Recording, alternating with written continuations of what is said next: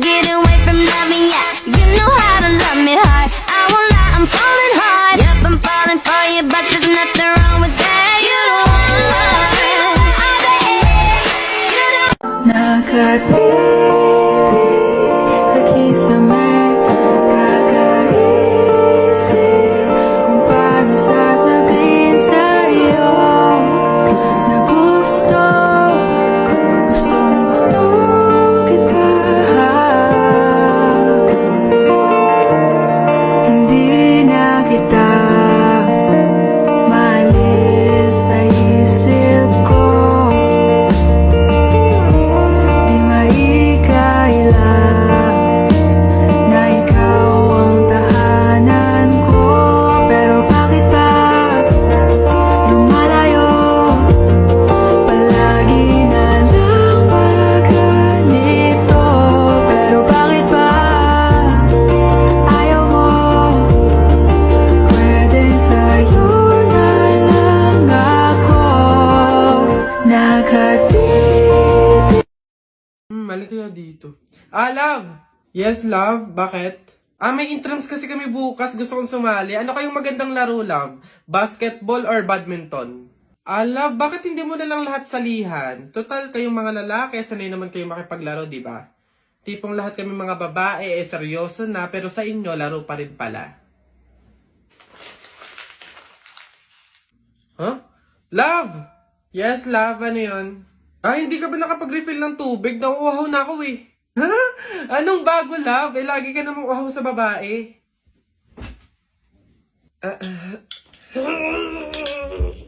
Ano to? Love, yung laundry. Love, wag mong ilagay lahat. Baka maghawa yung puti tsaka di kulay. Ay na nga. Isa-isa lang kasi yung lagay. Hindi yung ang dami mong babae. Oh. Nasaan ba kasi yun? Love! Ano yun? Nakita mo ba yung cellphone ko? Andyan lang yun sa ibabaw ng Durabox. Ibabaw ng Durabox. Love, wala talaga dito.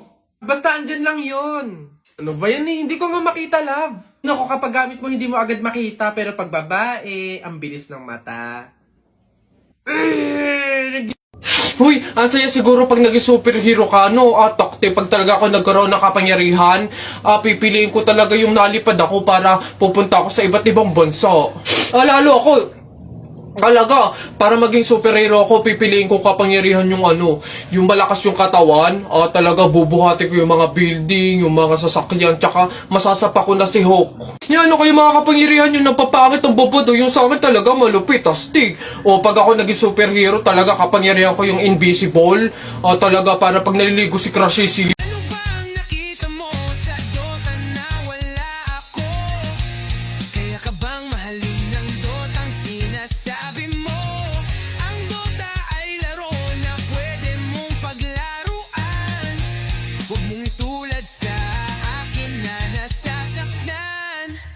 anong pipiliin? Uy, pre! Ano na naman? Eto na nga, pre, ikikwento ko. Naniniwala ka ba sa mga pamahiin? Ba, hindi ako papaloko sa mga ganyan, mga pang-uto-uto lang yung mga pamahiin na yan. Ay nako, pre, ngayon, kailangan mo nang maniwala. Bakit naman? Anong mangyayari kung hindi ako sumunod sa pamahiin na yan? Ay nako, pre, hindi mo na iitanong.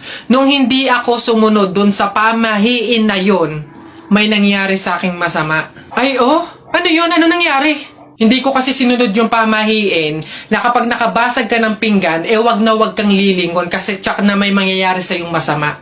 Na-experience ko, may nangyari talaga sa akin. Bawal lang talaga sabihin eh. Kaya, mas mabuting sundin mo na lang. Ayan, daya naman. Ba't hindi pwedeng sabihin? Pero sige, ano yung pamahiin? Pag nakabasag ako ng pinggan, wag akong titingin sa likod kasi may mangyayari sa aking masama. Sige, noted. Susundin ko yung pamahiin na yan. Nay, anong ulam? Ay, nabasag ko yung pinggan. Huwag titingin sa likod, pamahiin yun. Masama yun, may mangyayari sa yung masama. Huwag kang titingin. Teka lang. Paano kung inuuto lang ako nun? Paano kung hindi naman totoo yung mga pamahiin na yan? Diyos ko po, di ako papaniwala sa mga ganyan. Ay! Sorry po! Ikaw na bata ka, humanda ka talaga sa akin. Kasal ko pa yan, oh, tapos binasag mo lang? Ha? Pasok, garote talaga yung aabutin mo sa akin. Pasok! Magtanda ka ngayong bata ka. Kaya pala bawal lumingon. May mangyayaring ang masama. Maglalayas ako, sakit-sakit ang palo nyo. Uy pre, dadaan tayo ng tunnel, di ba? Oo. Bakit? O sakto, alam mo ba may pamahiin dyan? Ha? Pamahiin? Sa tunnel? Ano yun? Ang sabi kasi nila, kapag daw dadaan ka ng tunnel, huwag ka daw hihinga hanggat hindi ka nakakalagpas sa dulo. After mo daw makalagpas, ayun na, make a wish, tapos ayun, matutupad daw. Try natin. Ha? Baliw ka pre, hindi pwede. Ang haba ng tunnel na yan, oh. Pang mga maiikling tunnel lang ata yung mga sinasabi mo. Mamatay pa tayo dyan. Pre, wag kang KJ, ayan na, oh. Sayang yung pagkakataon. Go na, minsan lang to. Oh, ayun na pre, ayun na. 1, 2, hati ka lang. 3, go!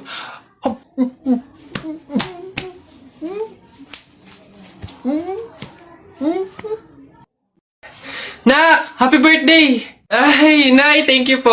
Paano yung celebration ng birthday ko? Ikaw, ano bang gusto mo? Gusto mo maghanda tayo ngayon? Gusto ko sana, Nay, lumabas kaya tayo. Kain tayo sa restaurant ni na tatay. Anak, pasensya na kasi pamahiin, di ba? Bawal daw lumabas yung may birthday kasi baka mapahamak.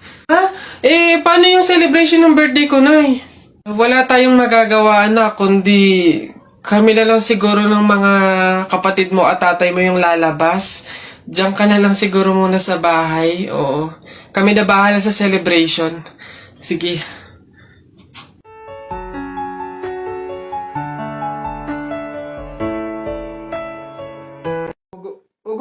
Alis na. Enough! Woo! Babe, sabihin mo kung mahal mo pa ako, Doon kayo sa... ano na naman problema mo? Tinutopa ka na naman. Alam ko na to. Para mawala na yung katopakan mo, coffee date tayo. Game? Yee! Babe, busy ako ngayon. It's Saturday. Wrong timing ka. Babe, dali na ipagpaliban mo muna yan. Sa linggo na daw kasi yung libing eh. Ano? Anong libing? Kailan ka ba magyayaya ng coffee date na matino? Welcome back, say now, all I want to dance. See the camera go right now. Tell me what you want, tell me what you need. Make you feel my body, must be never need to get paid. Nay, naririnig niyo ba yun? Oo, anak, aswang yun, penogrado. Oo nga, Nay, anong gagawin natin? Alam ko na yung pamahiin ng lola mo. Sabi niya kasi pag daw may aswang, maglagay daw ng bigas sa gilid ng bahay para daw umalis na yung aswang. Ito, lagay mo sa gilid ng bahay, anak. Sige, Nay. Oh, ayan na, umalis ka na, aswang ka! Ayan. Sa wakas may pangsaing na rin ako. Mga oto-oto, papahin, pamor! Tipid-tipid ng mga to. 1 kilong bigas lang. Ano man ang 1 kabang bigas? Saan ba sunod? Ay, ayun. Nak! Nay! Bakit? Mamaya bago ilibing yung lolo mo, kunin mo yung pera sa kamay niya, ha? Ha? Grabe naman, bakit kukunin? Kasi pamahiin daw, swerte daw yung pera na yun. Dali. Ay, totoo, Nay? Sige. Lo, tabi-tabi lang po muna, ha. Kukunin ko lang po yung pera kasi sabi po, swerte daw po yun. Hoy! Anong swerte-swerte? Walang makikinabang na swerte ko hanggang sa huli kong hantungan.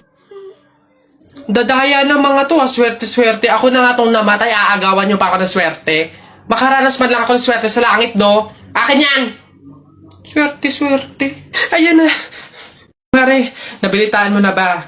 Patay na doon si Kuya Tonyo. Ay, Kaya pagkatapos natin dito sa burol ni Ka Flora, daan tayo doon sa burol ni Ka Tonyo. Ay, ganun ba? Di bali na lang, Mare. Pamahiin kasi yun na bawal pumunta ng 2 burol sa isang gabi kasi daw may pamilya daw nila na mamamatay din. Wag na lang. Ay, ganun ba? Sayang naman ang dami daw pagkain doon. Ang sasarap pa. Ay, ha? Alam mo, hindi naman totoo yung mga pamahiin na yan. Yung mga joke-joke lang yan ng mga matatanda. Alam mo, tara na doon, mga nagpapautulan sa mga pamahiin na yan. Mas madami pa ng pagkain doon. Dito, puro biskwit lang.